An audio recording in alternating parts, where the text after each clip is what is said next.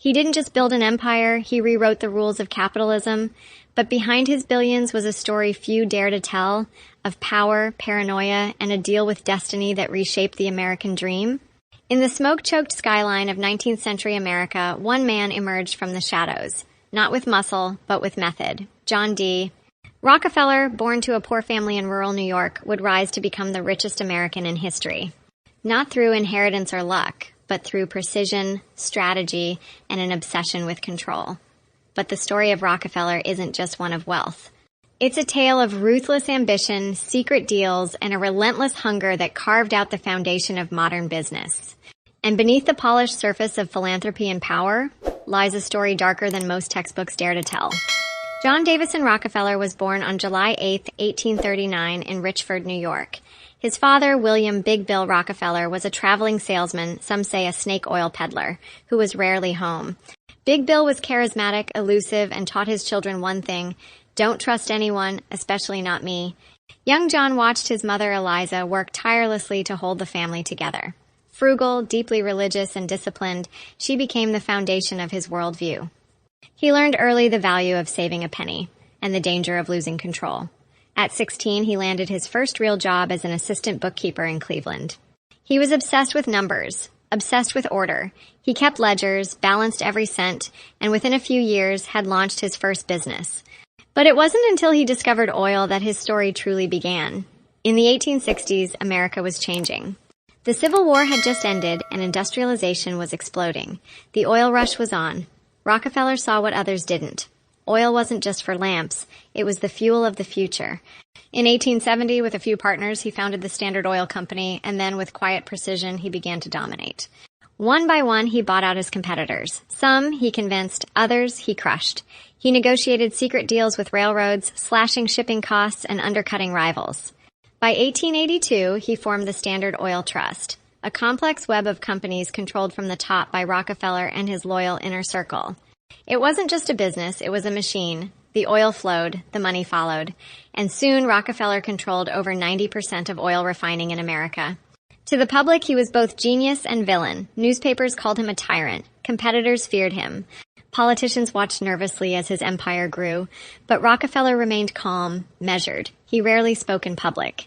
He avoided the spotlight, and behind closed doors, he kept building. Standard Oil infiltrated pipelines, refineries, and distribution centers. Every drop of oil, it seemed, passed through Rockefeller's hands. The company's spies monitored rivals. Legal teams crushed opposition. And with every lawsuit, every new competitor, Standard Oil only grew stronger. In 1904, investigative journalist Ida Tarbell published a scathing expose on Rockefeller's empire. Her father had been driven out of business by Standard Oil, and her articles shook the nation. The government responded. In 1911, the U.S. Supreme Court declared Standard Oil a monopoly and ordered it broken into 34 separate companies. On paper, it was a defeat, but Rockefeller had already seen it coming. He had carefully structured the trust so that he owned shares in all the daughter companies. When Standard Oil split, his wealth didn't diminish, it exploded. Companies like Exxon, Mobil, Chevron, they were all born from the Standard Oil breakup. And Rockefeller, now retired from active business, became the richest man in the world. Adjusted for inflation, his net worth would exceed $400 billion today. With wealth came scrutiny, but also generosity. Rockefeller turned to philanthropy. He founded the University of Chicago, donated millions to medical research, education, and public health. He believed in efficiency, even in giving. His Rockefeller Foundation helped eradicate hookworm, improved rural education, and influenced global medicine. But some critics argued, was this redemption or reputation management? Rockefeller was complex. In private, he was deeply religious, punctual, and loyal to his family. He loved golf, sang hymns, and yet, he rarely expressed remorse for the business tactics that made him infamous.